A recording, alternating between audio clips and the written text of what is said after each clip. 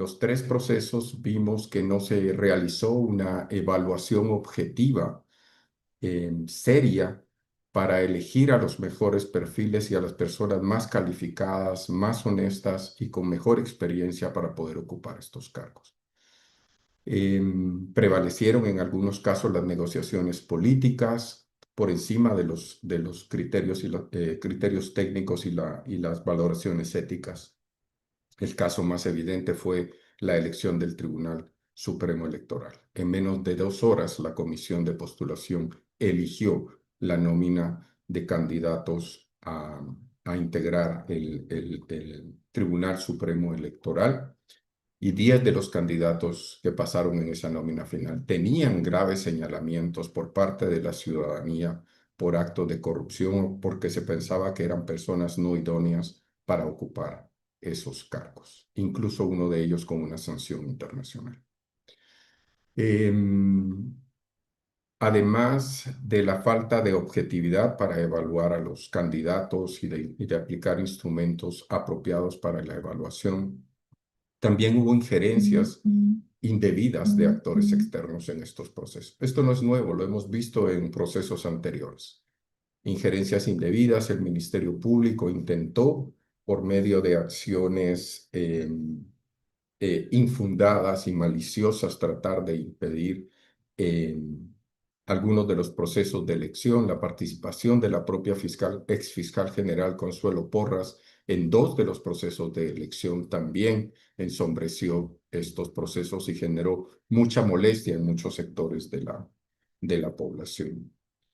Se intentó judicializar el proceso. En el caso de fiscal general se presentaron más de 28 acciones de amparo maliciosas, tratando de retrasar este proceso e impedir que se llevara a cabo. Sin duda, sigue siendo un gran desafío revisar el sistema de elección a través de comisiones de postulación y revisar el sistema de nombramiento de autoridades judiciales en Guatemala. El sistema sigue siendo politizado y permeable a la injerencia de grupos de interés y sobre todo de redes de corrupción y del crimen organizado que tratan de controlar el sistema de justicia. Nos parece que este es un momento oportuno después de este momento tan intenso que hemos vivido durante los primeros meses del año, de abrir una reflexión seria sobre el futuro de estos procesos de elección. No es posible que cada 4 años Guatemala repita estos mismos problemas, problemas que se han evidenciado en el pasado. Incluso ha habido procesos judiciales contra estas injerencias indebidas y estas negociaciones detrás de la mesa para el nombramiento de magistrados, de fiscales y de autoridades electorales en Guatemala. Nos parece muy importante las observaciones y las recomendaciones que pueda plantear también las misiones internacionales sobre este proceso, y que en Guatemala se trate de empujar reformas que sean pertinentes en este momento para que en las próximas elecciones de autoridades judiciales, que sería la elección de magistrados del de magistrados de la Corte de Constitucionalidad y de las salas de apelaciones, Guatemala va mejor preparada para estos procesos. Así que bienvenidos, bienvenidas nuevamente a este debate. Agradecemos nuevamente al doctor Ayala, al doctor Ugaz y a la doctora Paz por acompañarnos en este proceso. Y dejo con ustedes a Úrsula Indacochea de DPLF, quien está a cargo de esta actividad. Como saben, este evento es coorganizado por la Fundación para el Debido Proceso, por el Centro por la Justicia y el Derecho Internacional, CEGIL, y por Impunity Watch. Así que agradecemos también a ustedes el interés, a quienes nos sintonizan, el interés por este tema, y les invitamos a participar y plantear sus preguntas a través de las redes sociales. Muchísimas gracias. Muchas gracias. Bueno, como mencionó Denis, mi nombre es Úrsula Indacochea. Yo voy a moderar la conversación del día de hoy. Tenemos tres panelistas con unas visiones muy privilegiadas y muy especiales de estos procesos de selección. Quisiera empezar, antes de describirles la metodología, un poco recordar que algunas de las misiones de observación que se han desplegado sobre Guatemala en los últimos meses no tienen necesariamente el mismo tipo de mandato, algunas tienen un mandato más amplio, ¿no? En el caso del doctor Carlos Ayala, la misión especial para la promoción y fortalecimiento de la democracia en Guatemala, que fue promovida por un acuerdo, por una solicitud del Estado de Guatemala a la OEA, está aún en funciones y todavía está monitoreando una elección más, ¿no? Ha monitoreado la elección del Tribunal Electoral, de Fiscal General y de Corte de Constitucionalidad, y entiendo que le falta la de la Contraloría. Mientras que en el caso del panel de personas expertas independientes para observar la selección de Fiscal General y la designación de Corte de Constitucionalidad en Guatemala, de la cual el doctor José Ugaz es integrante. Esta misión es una iniciativa de la sociedad civil, no está vinculada a la OEA, y ha observado estos dos procesos de selección precisamente. Entonces, ellos nos van a aportar desde sus perspectivas. Respecto de la metodología, vamos a tener tres rondas de preguntas. En cada ronda, nuestros panelistas van a responder en un tiempo de 5 minutos y ustedes pueden, como oyentes y participantes de este evento, ir planteando sus dudas y sus preguntas o repreguntas en las redes sociales. Nosotros las vamos a recoger y al final de las tres rondas tendremos un espacio para plantearlas o condensarlas. En función de lo que ustedes nos planteen. Entonces, bueno, luego de agradecerles a nuestros panelistas habernos acompañado el día de hoy, quisiera empezar con la primera pregunta, que busca saber, conocer su opinión general de balance sobre estos procesos de elección de segundo grado que han monitoreado hasta el momento, ¿no? Una visión más global, general, también teniendo en cuenta salvo el caso de la doctora Paz y Paz, nuestros dos observadores tienen una distancia también respecto de lo que pasa en el país precisamente por ser expertos internacionales. Entonces vamos a empezar con el profesor Carlos Ayala por un lapso de 5 minutos para su balance general. Muchas gracias, Úrsula, por la oportunidad de participar en este evento y muchas gracias a las organizaciones que lo están patrocinando, organizando. Bueno, por razones de tiempo vamos a entrar a responder directamente la pregunta. Bueno, primero advertir que estoy hablando a título individual porque la misión de la OEA, de la cual yo soy su jefe y estamos preparando precisamente los informes finales, no tiene un informe final todavía presentado porque, como dijo Úrsula, está en marcha todavía la última etapa de observación de los procesos de segundo grado en Guatemala y en su momento pues se harán públicas una serie de recomendaciones y de observaciones, aunque hemos hecho algunas entregas parciales ya y en mis presentaciones al Consejo Permanente de la OEA así lo hemos adelantado. Pero bueno, hablando en este sentido, a nivel personal, pues el balance yo lo veo como un balance mixto, híbrido. Eh, bueno, veo en primer lugar, sí, algunos aspectos positivos a reconocer. Hubo, como hemos visto, un nivel importante de alerta y de conciencia en sectores de la sociedad civil, no necesariamente en la sociedad guatemalteca en general, pero en sectores organizados hubo una alerta y una participación importante. Los medios de comunicación social en general hicieron un seguimiento importante y esto me parece que es algo que hay que reconocer.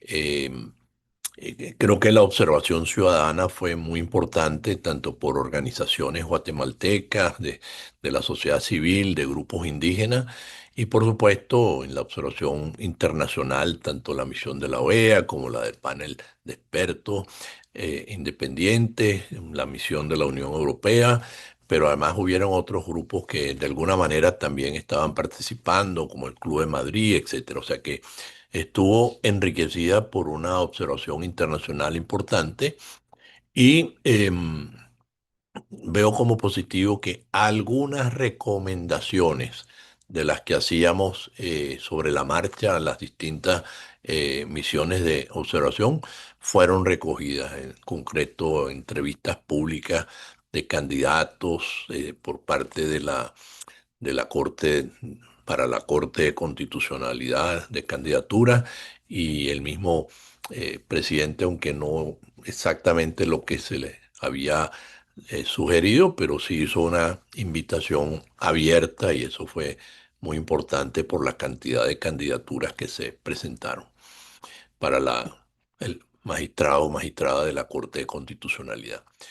Por supuesto, hay un balance también de aspectos observables, criticables, negativos.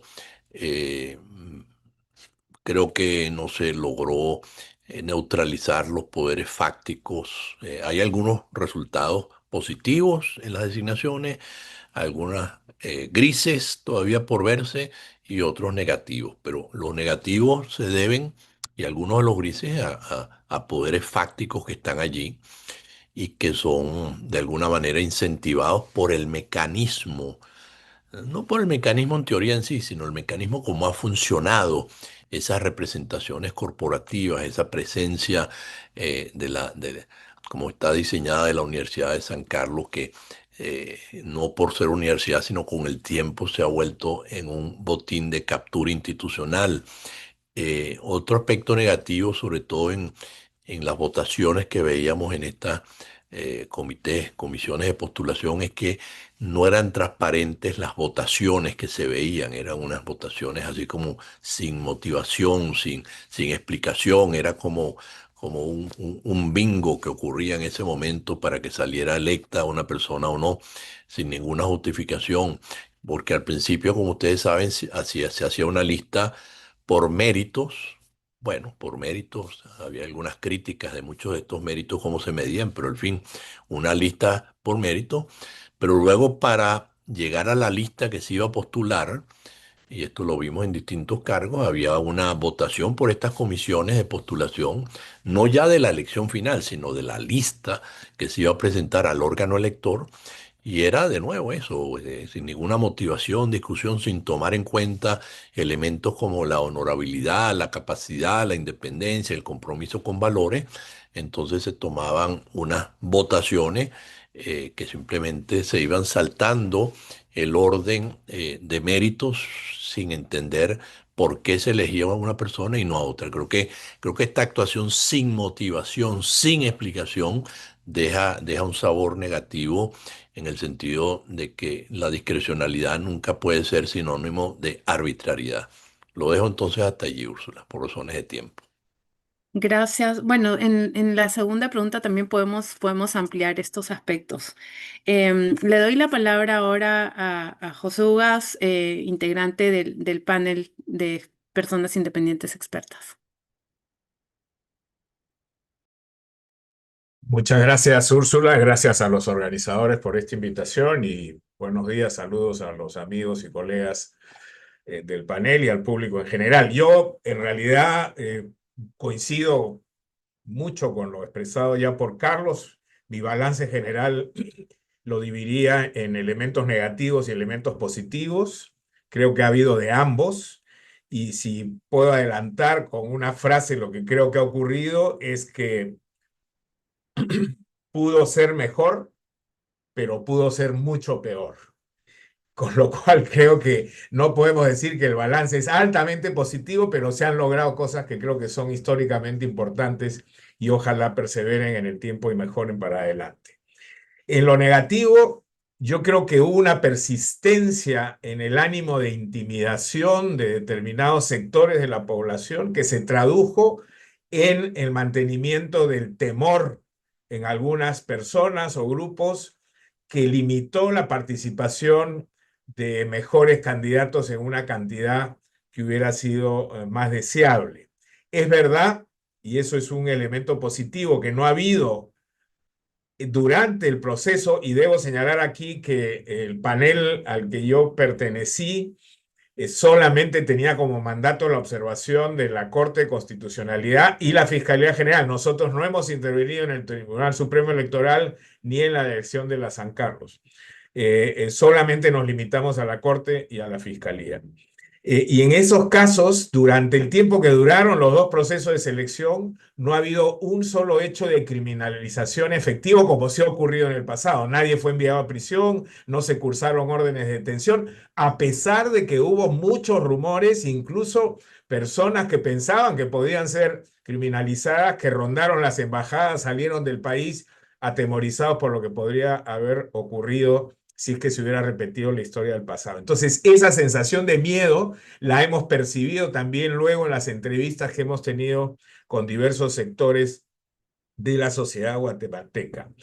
También en lo negativo creo que ha habido una falta de transparencia e intentos hasta el final de tratar de manipular los procesos. Es impresionante cómo hasta el último día había esta sensación de que podía caerse todo porque había una persistencia, una resistencia al cambio que ha sido de alguna manera sostenida y que se graficó muy claramente en el caso de la señora Porras, que primero intentó ingresar a la Corte de Constitucionalidad y luego ha insistido prácticamente hasta el final en el caso de la Fiscalía General.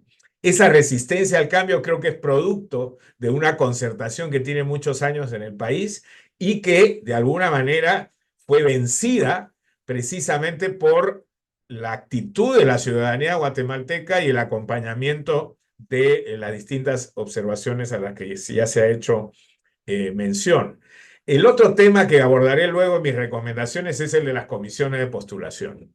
Creo que es un sistema que está totalmente pervertido y que en este caso mostró todas sus miserias, ¿no es cierto? Los pactos que habían debajo de la mesa, que se expresaron de alguna manera también en estas preguntas, algunas muy superficiales, fatuas dirigidas, y a la hora que se pronunciaban los comisionados decían, bueno, yo me abstengo a pesar de que es un buen candidato porque tengo otras preferencias, pero eso no es una motivación. Y como no hubo perfiles respecto de los cuales contrastar lo que aportaban los candidatos, se hizo muy difícil realmente poder percibir de parte de los comisionados una actitud neutral y parecía que además las preguntas se dirigían con mayor o menor virulencia dependiendo del candidato que estaba sometido en ese momento a la entrevista. Y un hecho singular, que ese sí me sorprendió, la verdad no pensé que iba a ocurrir de esa manera, fue un acto de injerencia extranjera, con el representante del gobierno de los Estados Unidos interviniendo en la elección directa a nivel de la Corte Suprema de uno de los miembros. Para terminar en lo positivo, reiterar lo que ya se ha dicho, creo que ha habido un nivel alto de participación ciudadana, una toma de conciencia muy interesante en el Colegio de Abogados y Notarios de Guatemala, que incluso pese a que fueron también agredidos en el día mismo de la elección, mantuvieron una posición adecuada. Creo que hay que resaltar la actitud del presidente de la República, que si bien es cierto no fue todo lo que se deseaba, pero por lo menos avanzó bastante al hacer pública su posición y los criterios con los que pensaba elegir y la convocatoria que hizo para la elección de los miembros de la Corte de Constitucionalidad. Y finalmente, la vigilancia de los medios de comunicación. Hemos estado permanentemente en entrevistas con absoluta libertad para decir lo que estábamos observando y creo que también una participación activa de la comunidad internacional. Eso en general aportó, creo, una cuota muy positiva en el proceso.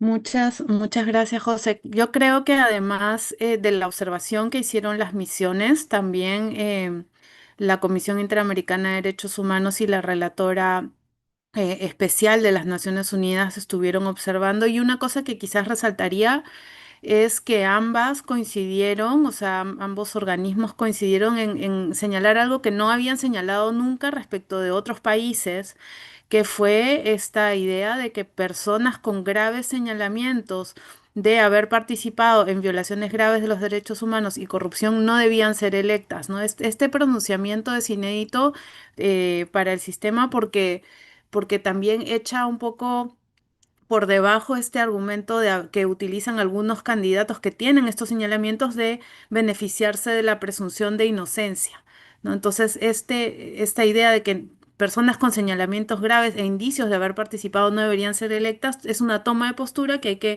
hay que resaltar que el caso de Guatemala ha significado un avance también para la región. Ahora quisiera darle la palabra a Claudia Paz para que nos cuente también su balance, sobre todo teniendo en cuenta varios procesos que hemos observado eh, a lo largo del tiempo.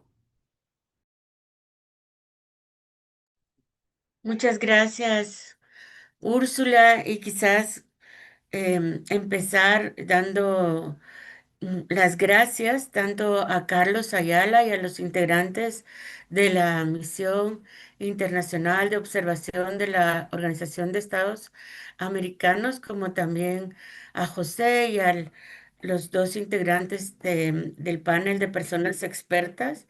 Creo que su trabajo ha sido de muchísima ayuda para el rescate de la democracia en Guatemala. Y respecto del balance general, bueno, sumarme a las críticas que ya mencionaba Denis al abrir este conversatorio, también a las que mencionaba Carlos y José, aunque creo que coincido totalmente con José, que no fueron procesos perfectos, pero esto podría ser mucho peor. Y creo que es lo que como guatemaltecas, guatemaltecos vivimos desde prácticamente noviembre, que era estar al filo, ¿no? Todo se puede echar a perder, pero se rescata, pero se avanza, pero igual puede retroceder. Y bueno, así son las cosas en Guatemala. Era una oportunidad histórica de avanzar. Y aunque mis compañeros guates que están acá, pues no coincidan conmigo, yo creo que a pesar de todo, y si vemos desde dónde partimos, que era un sistema absolutamente cooptado, avanzamos. O sea, yo no puedo dejar de ver que hubo un avance en el rescate de la institucionalidad. Y creo que hay factores clave que ayudaron a ese avance. Em, Nosotros trabajamos en SEGIL, en Mesoamérica, bueno, en las Américas y la oficina en la que yo estoy en Mesoamérica, y puedo afirmar que no hay otro país en la región, por lo menos, que la ciudadanía tenga ese nivel de articulación para el monitoreo de la elección de altas autoridades. Es decir, la movilización nacional, y eso también es de agradecer, desde las autoridades ancestrales, el sector religioso, sector académico, organizaciones de mujeres, de derechos humanos, ciudadanos comunes, las votaciones en los colegios, por ejemplo, aunque luego de profesionales, aunque luego fueron burladas para la elección de rector, las votaciones también de estudiantes, de profesores. Eso demuestra cómo en el país el tema de la elección de altas autoridades, o sea, la cooptación del sistema de justicia y la elección de nuevas autoridades como parte de la solución para salir de esta crisis, estaba en el centro del debate público. Y creo que también logramos que ese debate nacional se trasladara a lo internacional, y por eso es que tuvimos observación de la por primera vez, tres observaciones de altísimo nivel. La de la OEA, la de la Unión Europea y el panel que fue impulsado por la sociedad civil. Y estos tres paneles, quizás los compañeros nos puedan apoyar en la siguiente pregunta de lecciones aprendidas, fueron voces que se complementaron y complementaron a las voces nacionales que creo que tenían muchísimo temor de expresarse, porque la criminalización no era era una realidad, ¿no? La posible criminalización. Entonces creo que este acompañamiento internacional cuyas herramientas eran los estándares interamericanos, acompañado también por las voces de la Comisión Interamericana, de la Relatora de Independencia Judicial, que sus voces, se abrieron los micrófonos de los medios nacionales para que pudieran expresarse. Eso funcionó y funcionó de una manera, me parece, muy positiva para el refuerzo del trabajo de las organizaciones nacionales. Y termino mencionando también, José lo mencionó al final, el trabajo de la prensa independiente. Creo que en la cobertura que se dio a estos temas por medios independientes no solo fue un vehículo para garantizar el derecho a la ciudadanía a la información, sino que se hizo de una forma técnica, profesional. Se entendían los procesos, difíciles procesos que estaban ocurriendo a la vez, eso fue una dificultad, sin duda, poder seguir todos los procesos y todos tan enmarañados, sino que también se sabía los momentos que eran críticos para que la población estuviera informada y pudiera actuar, ¿no? Movilizarse. Creo que termino en esta pregunta diciendo que por supuesto que falta mucho por hacer. Hay reformas estructurales que no podemos ignorar, pero creo que como guatemaltecas, guatemaltecos tenemos que decir, avanzamos, dimos un pasito adelante en la recuperación de las instituciones. Muchas gracias, Claudia. Sí, resalto muchísimo esta idea de la complementariedad de las voces de los observadores internacionales, además del hecho de que siempre hubo o casi siempre hubo presencia de algún observador internacional en el terreno, ¿no? Cuando no estaba una misión estaba la otra, y así este acompañamiento de la comunidad internacional también refleja el interés hemisférico en acompañar a Guatemala en la recuperación de la democracia. En esta segunda ronda quisiera profundizar en los obstáculos de los procesos de selección, pero también en los obstáculos que ustedes pudieron encontrar en la observación de los procesos de selección.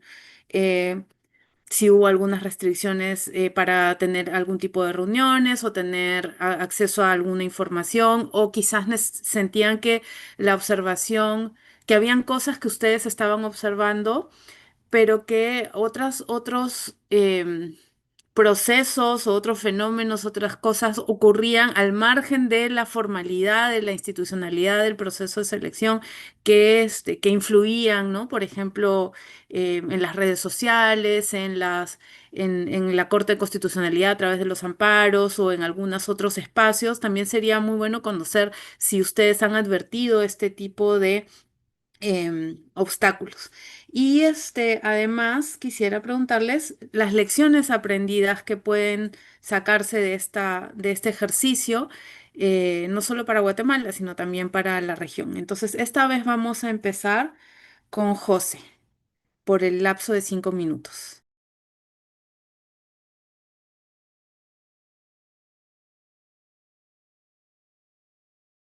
Estás con el micrófono bloqueado. Ahí Sí, está. disculpa. Como son varios los obstáculos que he listado, en realidad voy a proceder prácticamente a su lectura. Simplemente voy a resaltar algunos que me parecen fundamentales. Creo que hay obstáculos que derivan de los vicios propios del sistema electoral de segundo grado de las altas cortes y otros que tienen que ver con una suerte de cultura impuesta en los últimos años, ¿no? El miedo me parece que ha sido una constante que nosotros hemos percibido en las 3 visitas que hemos hecho a Guatemala para este proceso. Efectivamente es un miedo que creo que se pudo remontar sobre todo en los grupos organizados, las organizaciones de pueblos aborígenes, por ejemplo, originarios, las organizaciones religiosas, los estudiantes y otros colectivos, el Colegio de Abogados y Notarios, pudieron remontar de alguna manera este temor, pero sí constatamos de origen que había mucho miedo. Y tanto miedo que existen todavía en prisión dirigentes indígenas. Recientemente fue liberado el periodista que ha pasado más de 2 años y medio en prisión, pero sigue vinculado a un proceso. Entonces, ese temor me parece que fue un obstáculo que impidió que muchos más decidieran optar por participar sin tener que preocuparse de ser criminalizados o perder su libertad. Un obstáculo que a mí me llamó mucho la atención fue el acceso al sector privado. No sé si por la desconfianza que el sector privado tradicionalmente tiene respecto a las organizaciones no gubernamentales, no sé cómo le fue a la delegación de la OEA, pero a nosotros, pese a los reiterados requerimientos, nunca nos recibieron. Los del CACIF, por lo menos, nos recibió una organización mucho menor. Y creo que eso da cuenta de un espacio poco democrático de un sector que es vital para el desarrollo de un país. Después, ya obstáculos mencionados, la falta de transparencia y publicidad en los aspectos fundamentales. Otro elemento que fue muy notorio para nosotros fue la reunión con el presidente del Congreso de la República, ¿no? Que tradujo claramente una voluntad de cero transparencia. Fue una reunión bastante tensa en la que simplemente dijo: nosotros vamos a cumplir con los requisitos formales y no tenemos por qué hacer público nada, y si alguien quiere hacer lobby o gestión de intereses, lo hará a puerta cerrada de manera individual. Cuando le preguntamos si tenían un perfil de cuál sería el ideal de candidato a elegir por el Congreso, qué iban a hacer con las tachas, si los expedientes iban a ser públicos, etcétera, todo fue negativo. Y evidentemente eso transmite una cultura de opacidad y de intento de control de este tipo de elecciones que fue bastante notoria en nuestro caso.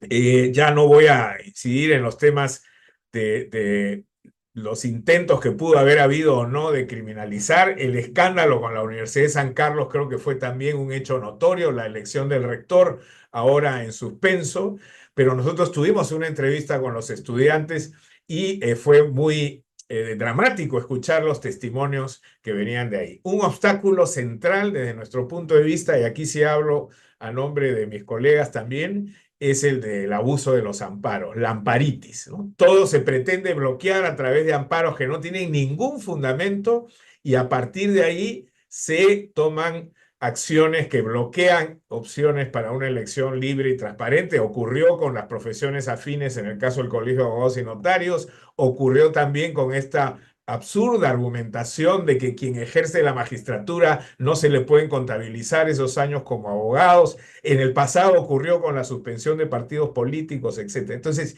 este abuso irracional, absurdo de las acciones de amparo creo que ha sido un elemento, un obstáculo fundamental en este proceso. La trayectoria inconsistente de la Corte de Constitucionalidad se puso de manifiesto también a lo largo de ambas elecciones que nos tocó observar a nosotros, aunque al final pareciera que la nueva composición va a dar un espacio mejor para que no vuelvan a ocurrir estas cosas. Hay que perfeccionar algunos instrumentos de trabajo, las tablas de gradación absolutamente defectuosas, no habían protocolos para las entrevistas, el tema de las tachas no estaba regulado, no había la obligación de publicar las tachas y tampoco fueron las tachas objeto del contenido de las entrevistas, al punto que recién cuando fuimos a las audiencias de entrevistas, uno de los comisionados informó que iban a publicar o que acababan de publicar recién las tachas en ese momento. Por ejemplo, la negatividad de permitir las candidaturas cruzadas, que alguien que viene de la Corte pueda intentar ser fiscal o viceversa, es un elemento que claramente es negativo en las circunstancias en que se daban estas elecciones, y la falta de motivación en la toma de decisiones de los comisionados. Creo que las lecciones aprendidas respecto de todos estos obstáculos, desde mi punto de vista, es que hay que sincerar la narrativa y el contenido de los procesos de selección. Estas comisiones de postulaciones, insisto, están contaminadas ya, y además en la imaginería de la gente que son sistemas y procesos controlados para su manipulación, y hay que pensar en nuevas opciones. Muchas gracias, José. Yo también quizás resaltaría un evento que, digamos, quizás sea normalizado en Guatemala, pero que desde fuera llama la atención, ¿no? Que la intervención del Colegio de Abogados y el riesgo de detención de la presidenta del Colegio de Abogados, o sea, son eventos que no forman parte de un proceso de selección, y esos riesgos de que las personas sean detenidas las personas electas como magistradas por ese sector del gremio de abogados también. eh, Creo que también generó una alerta, ¿no? Vemos cómo hay la Fiscalía interviniendo en la elección de la CC y la CC interviniendo en la elección de la Fiscalía, que es un defecto, una tara que digamos que se sigue repitiendo. Ahora vamos a seguir con Carlos Ayala por otros 5 minutos para hablar de estos obstáculos, pero también de las lecciones aprendidas.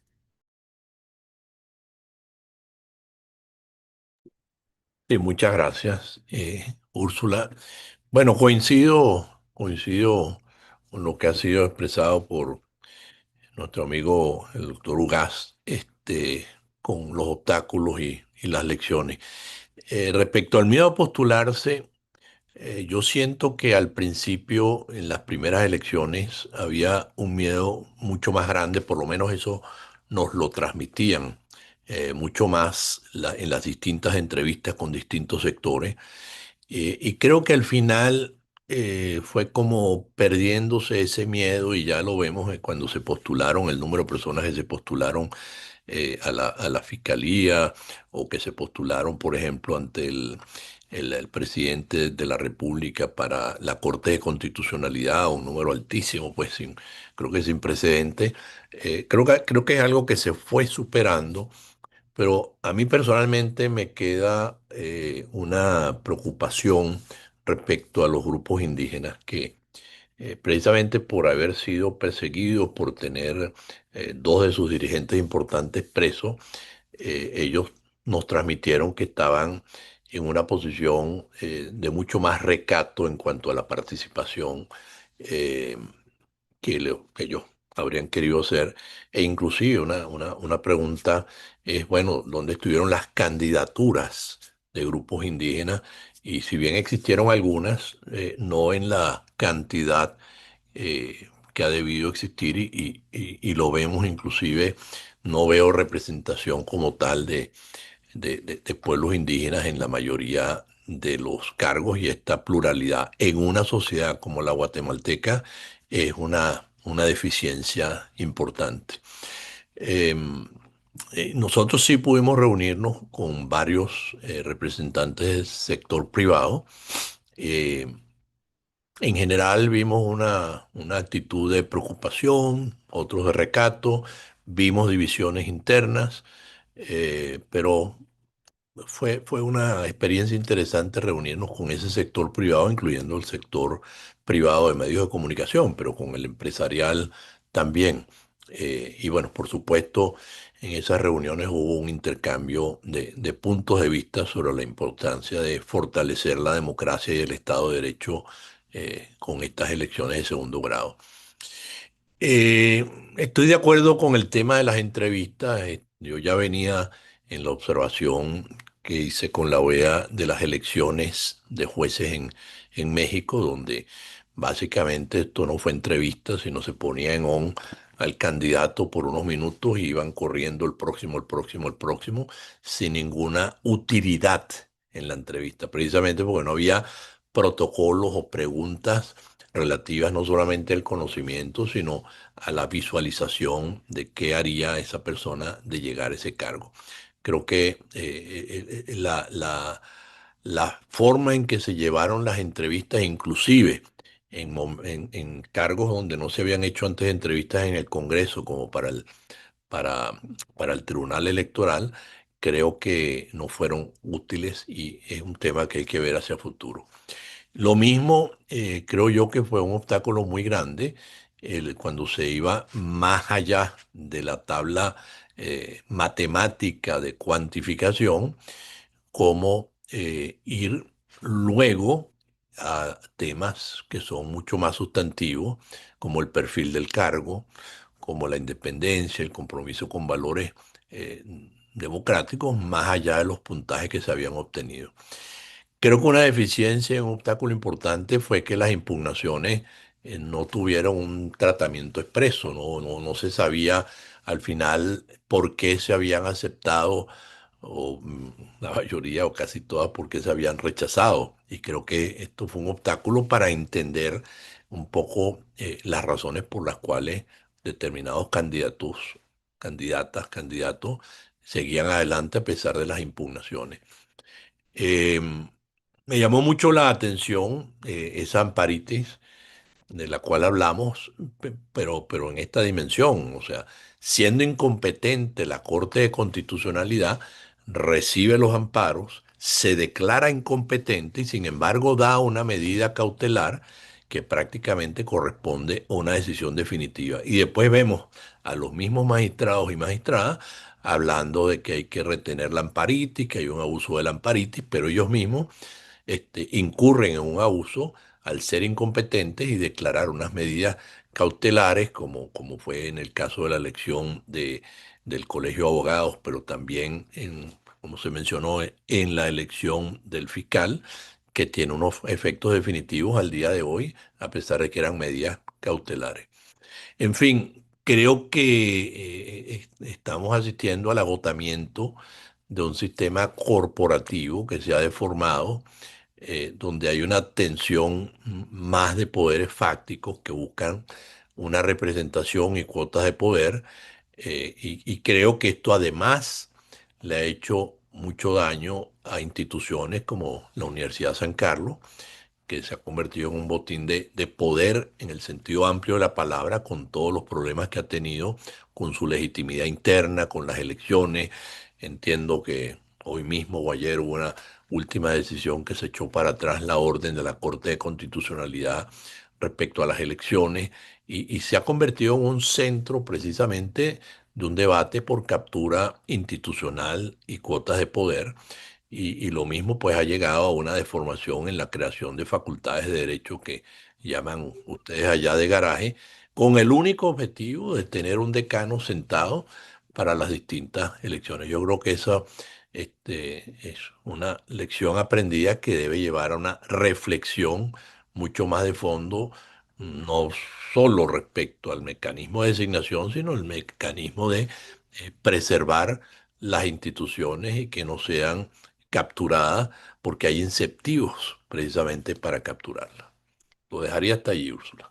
Muchas gracias, Carlos. Quisiera recordarles a quienes nos están viendo que pueden enviar sus preguntas para nuestros panelistas a través del canal de YouTube, a través de Facebook, para poder formulárselas al final de la tercera ronda.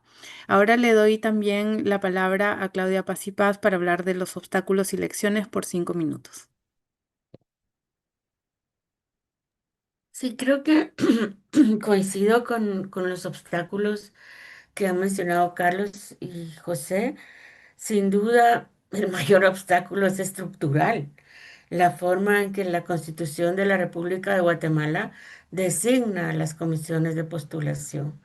El sistema de comisiones de postulación para fiscal general, pero también para altos magistrados, altas cortes, está absolutamente roto. No solo por lo que mencionaba Carlos, de que se crean universidades de garage para participar en estos procesos, sino también por todo lo que significa eh, poder a la vez ser de conflictos de interés, ser a la vez postulante y postulado. Eso con claridad lo vimos en las elecciones de donde los magistrados de sala elegían a la Suprema y la Suprema elegía a los magistrados de sala, pero ese conflicto de interés se expresó para mí clarísimamente cuando el magistrado que fue reelecto, Molina Barreto, presenta su papelería al Congreso de la República. O sea, es un candidato a ser nominado a la Corte de Constitucionalidad, pero a la vez como magistrado de la Corte de Constitucionalidad está obligando al Congreso a que elija de acuerdo con ciertos parámetros. O sea, ya la Comisión Interamericana de Derechos Humanos ha recomendado al Estado de Guatemala que se eviten esos conflictos de interés y en estas elecciones fueron absolutamente visibles. Otro obstáculo muy grande, y ya lo mencionamos, es que se partió de instituciones absolutamente cooptadas. Entonces, si la Universidad de San Carlos había nombrado a su rector de una manera fraudulenta, qué nominación por méritos independientes, de acuerdo a los estándares, podíamos esperar de una institución totalmente cooptada, como desafortunada y tristemente es la Universidad de San Carlos. Lo mismo diría con la nominación de la Corte Suprema de Justicia a Corte de Constitucionalidad o las intervenciones de la presidenta de la Corte Suprema de Justicia que presidía la Comisión de Postulación de Fiscal. Entonces, sí, este sistema, y creo que eso lo vamos a abordar en la tercera pregunta, debe de ser reformado, debe de cambiarse. Creo que otro obstáculo muy, muy grande era este temor que mencionaba José, temor a ser criminalizados, a posibles candidatos, lo que vivimos en el Colegio de Abogados que nos recordaba Úrsula. Es inédito. Era la fiscal general desde su puesto de poder intentando amañar, reorientar, evitar que llegaran candidatos probos y mantener el sistema de cooptación. Y un tercer obstáculo, por un lado era el amparitis que ya se mencionó hace un momento, pero las decisiones absolutamente ad hoc para amañar, casi que dirigidas contra candidatos con nombre y apellido. No, no pueden votar quienes no son abogados en las elecciones del colegio de abogados. O el tiempo de colegiación se tiene que tomar de esta y esta manera. Los jueces no pueden participar para ser fiscales generales. O sea, esas decisiones que han pervertido el orden constitucional en el país para favorecer candidaturas también son un obstáculo enorme en los procesos de nominación de altas autoridades. Creo que la elección que ya ha sido señalada en distintos informes durante varios procesos de elección, pero que no se ha tenido la voluntad política en el país, es de reformar la Constitución y reformar el sistema de comisiones de postulación. Seguramente en la tercera pregunta vamos a poder desarrollar más este aspecto, porque si no es un círculo eh, pernicioso en el que no podemos salir. Ahí lo dejaría, Úrsula, gracias. Muchas gracias. Justamente vamos ahora a la tercera y última ronda. Estamos un poquito cortitos de tiempo, así que voy a fusionar algunas de las preguntas que han planteado con la tercera ronda porque están relacionadas. Quisiera pedirles puntualmente a los tres qué recomendaciones o reformas proponen en relación al sistema de comisiones de postulación y la forma de elegir que existe en Guatemala, especialmente y aquí viene la pregunta, para despolitizarlos o despolitizar la manera como se eligen y evitar la injerencia del crimen organizado. Vamos a empezar por Carlos. Va a ser un poquito más breve y les pido que sean como más puntuales. Muy bien, muchas gracias, Úrsula. Bueno, yo yendo directamente a esas recomendaciones y de nuevo, a título personal, eh, yo creo que hay unas recomendaciones mínimas. Las recomendaciones mínimas serían manteniendo el sistema actual de elección de autoridades judiciales en Guatemala en el esquema constitucional. Bueno, ¿qué se puede hacer? Es decir, manteniendo el sistema actual de comisiones de postulación como está previsto en la Constitución, sin tocar la Constitución, bueno, se pueden hacer algunas mejoras. Sí, sí se pueden hacer algunas mejoras. Se pueden mejorar los procedimientos, como hemos hablado hoy, buscar mucha más transparencia.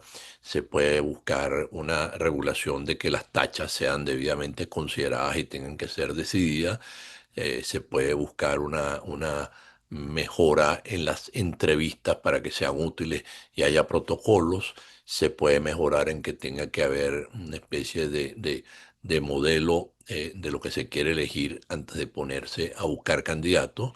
Entonces, creo que hay mucho que se puede hacer manteniendo las comisiones de postulación, pues en otras palabras, con mecanismos de evaluación de las candidaturas, como hemos dicho, perdón, más allá de los puntajes, bueno, tomar en consideración y cómo valorar todos estos temas que han entrado, una persona que hay fundados indicios de que ha estado envuelta en ataques a la democracia porque tiene sanciones de la Unión Europea, sanciones internacionales, resoluciones del Consejo Permanente de la OEA, bueno, ese tipo de cosas tendría que tener un impacto mayor. Y luego, eso que siempre hablé desde el principio, bueno, tiene que haber una motivación de las decisiones finales de listas de candidatos.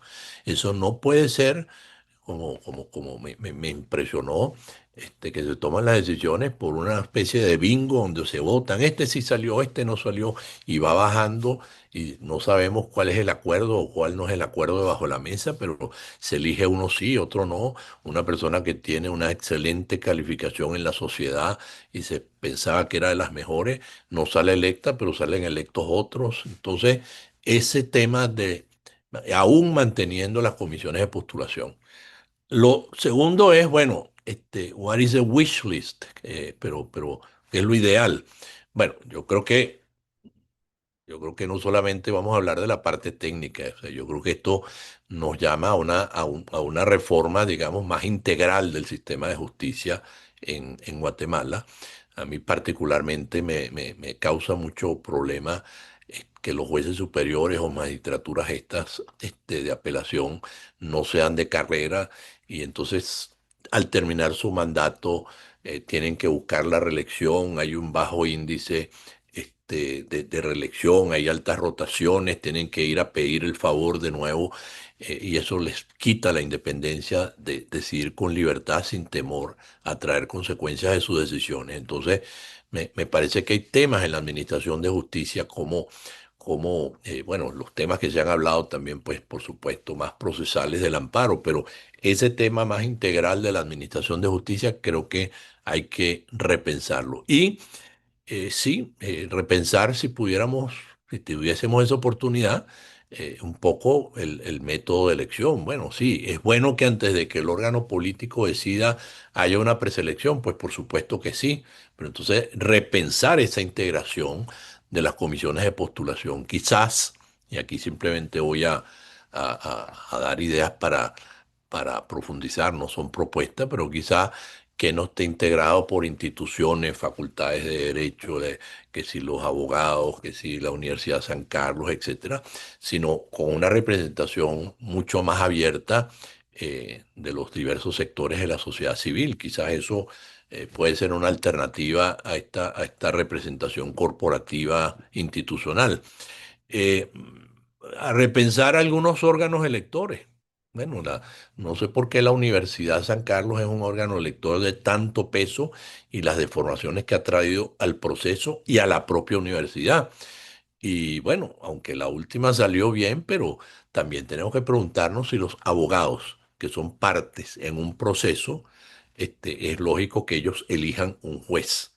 Eso hay que discutirlo abiertamente, independientemente de que los resultados sean buenos a mayor.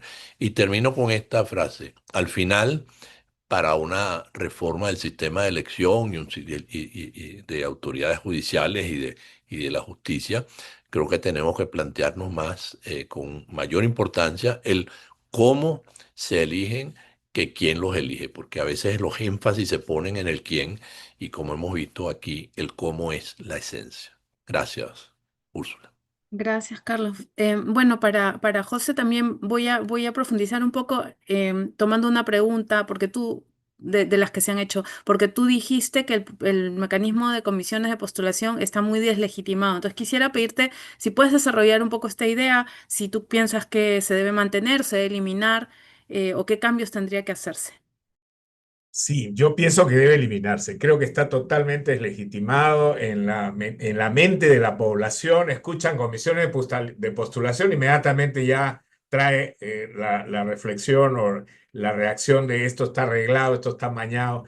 No hay sistema perfecto, eso está claro. Y aquí se crearon las comisiones de postulación históricamente para democratizar el proceso y poder traer componentes no politizados para poder elegir jueces y fiscales autónomos. Y se produjo el efecto exactamente contrario, como ya hemos escuchado. Se politizó a las instituciones de la academia y a otros gremios precisamente porque ahí se les empieza a dar cuotas de poder con asientos en estas comisiones. Y hoy ya no solamente se han tenido muy malos jueces y fiscales, sino universidades totalmente corruptas en las que se han generado facultades de derecho sin alumnos, sin profesores, solamente para poder tener un asiento en las comisiones. No hay, insisto, sistema perfecto. Miren lo que ha pasado en México con la elección popular, un desastre. Consejos nacionales de la magistratura o juntas nacionales de justicia. El caso peruano probablemente es un caso digno de estudio. Empezaron muy bien como entes autónomos, pero también han sido cooptados por la corrupción, el crimen organizado, etc. Entonces, yo no tengo una solución para esto. Yo lo que recomendaría es que se abra un proceso amplio de debate sobre los sistemas de elección de segundo grado. Y ahí creo que la sociedad civil debe jugar un papel fundamental. Hay expertos internacionales, hay experiencias en otras partes del mundo, que se abra ese debate, que se abra esa reflexión. Y sí coincido plenamente con lo que dice Carlos, no solamente en el qué, sino en el cómo. Es decir, qué tipo de normas, reglamentos, criterios van a ser los que van, y estándares internacionales van a ser los que van a primar para que se cumpla con los criterios de honorabilidad, independencia, compromiso democrático, etcétera. Yo creo que mi otra recomendación tiene que ver con lo que yo denominaría un proceso de transición. Me parece que Guatemala, en materia de justicia, a raíz de lo ocurrido, podríamos señalar que puede pasar a un proceso de transición y en ese sentido me parece que hay una tarea impostergable. Existe a la fecha personas injustamente detenidas, muchas están en el exilio, en una diáspora producto de la persecución política e ideológica que se ha desatado en Guatemala, otros que si bien es cierto han sido liberados, siguen sujetos a investigaciones criminales bajo amenaza de poder ser encarcelados nuevamente como ya ocurrió, como en el caso de Zamora.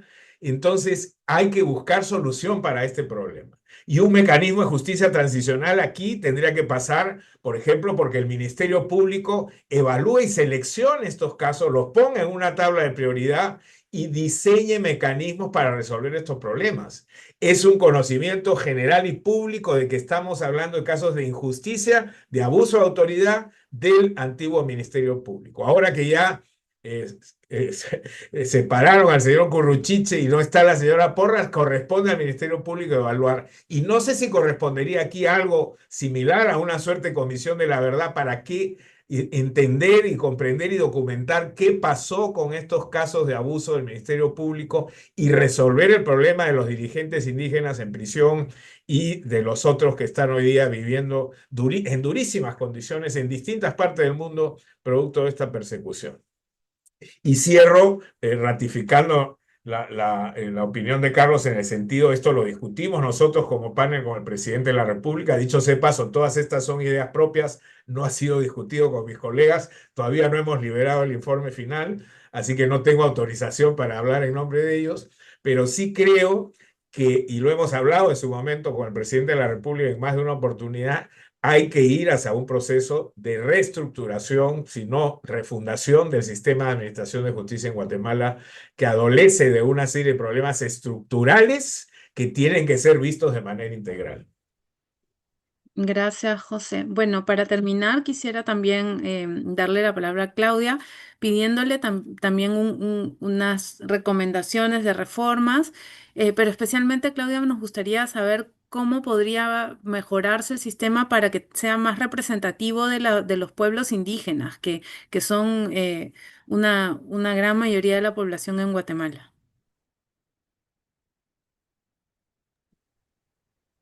Sí, creo que no hay sistema perfecto y el sistema de elección de altas autoridades es un reflejo de lo robusta que es la democracia en un país.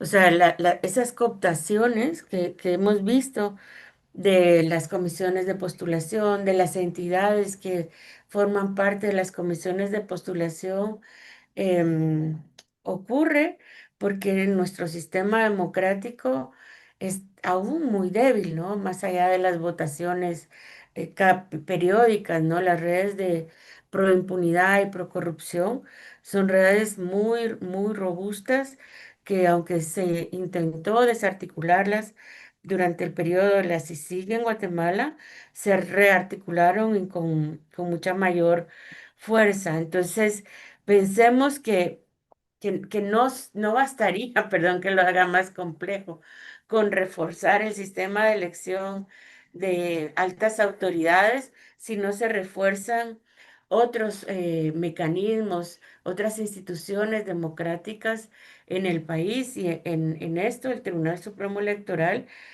Recordemos que el próximo año hay elecciones generales, ¿no? ¿Cómo va a actuar este Tribunal Supremo Electoral? Vimos en las elecciones anteriores que muchas candidaturas fueron excluidas por procesos espurios de criminalización. Entonces, ¿cómo va a actuar la Corte de Constitucionalidad? ¿Cómo va a actuar el Tribunal Supremo Electoral? Para garantizar unas elecciones limpias, transparentes, qué mecanismos de observación internacional se van a poner en marcha, porque todo este esfuerzo que hicimos ahora para tener un fiscal, esperemos independiente, hasta ahora independiente, una nueva corte que ha hecho fallos que sí hacen dudar mucho, por lo menos de 3 de los 5 magistrados, pero bueno, fue todo un esfuerzo que si llega una persona al Ejecutivo que a través de elecciones amañadas, pues no va a haber un real avance, sino va a implicar nuevos retrocesos. Dicho esto, para subrayar la importancia de que la observación internacional en el país continúe respecto de las elecciones generales que van a ocurrir en el 2027. Y respecto a recomendaciones particulares en cuanto al sector justicia, yo creo que hay una que es clara, que es separar la elección de magistraturas de sala del sistema de comisiones de postulación y devolver esto al sistema de carrera, como ocurre en casi todos los países de la región. Es inmanejable, miles de cargos en comisiones de postulación hace que todo no sea materialmente posible, que las comisiones cumplan con su trabajo. Insisto en reforzar el sistema actual de comisiones de postulación y limitar al mínimo la elección política, darle mucho más espacio a la elección por méritos y ahí, por criterios de igualdad, la pregunta que me hacías, Úrsula, ¿no? Garantizar que haya una representación adecuada de personas provenientes de los pueblos indígenas y de mujeres y hombres y otras minorías.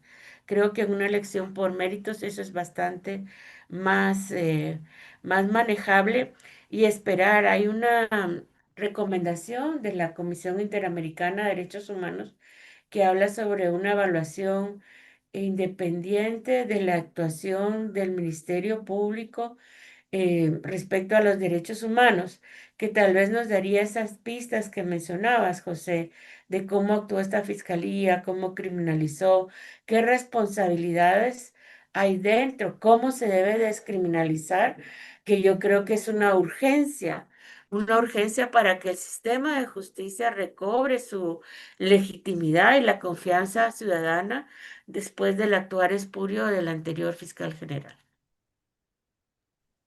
Muchas gracias, Claudia. Muy importantes estas recomendaciones que nos han dado. Ahora tenemos la proyección de un mensaje que nos envía la relatora especial de Naciones Unidas sobre la independencia de jueces y abogados, Margaret Satterwhite, que vamos a compartir con ustedes.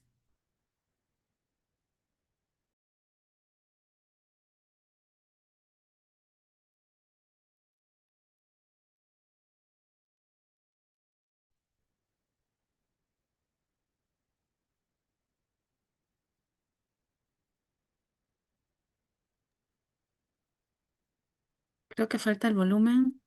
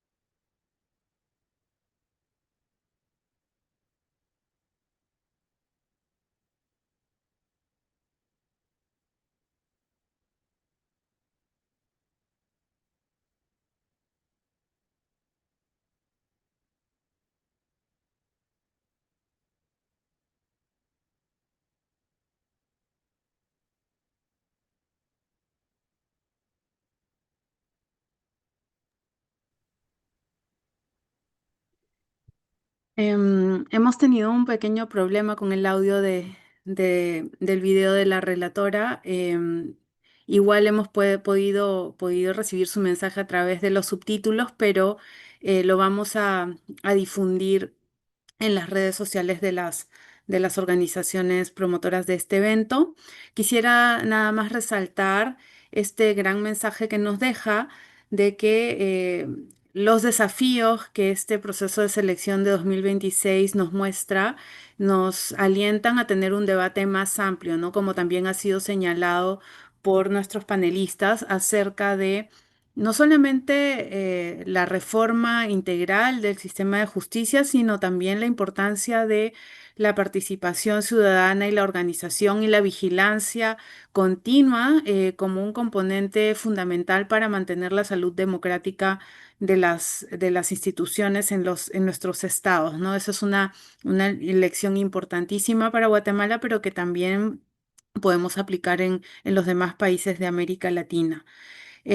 Quisiera entonces concluir este evento agradeciéndoles a nuestros panelistas, al profesor Carlos Ayala, al doctor José Ubas, a la doctora Claudia Paz y Paz por habernos acompañado y compartido su tiempo. Además, como una de las organizaciones promotoras de este evento, queremos también agradecerles a la relatora especial de Naciones Unidas, Margaret Satterwhite, y a través de José y Carlos también a los otros miembros de las misiones de observación que han dado su tiempo, su expertise, su mirada fresca y su experiencia para aportar en un país que necesita del apoyo de toda la región.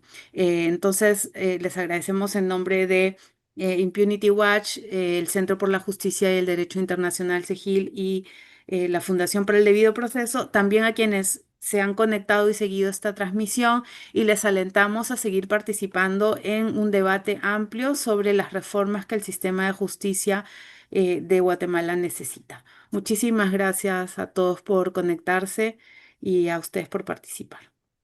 Muchas Buenas gracias. tardes. Hasta luego. Gracias. Buenas tardes. Adiós. Gracias.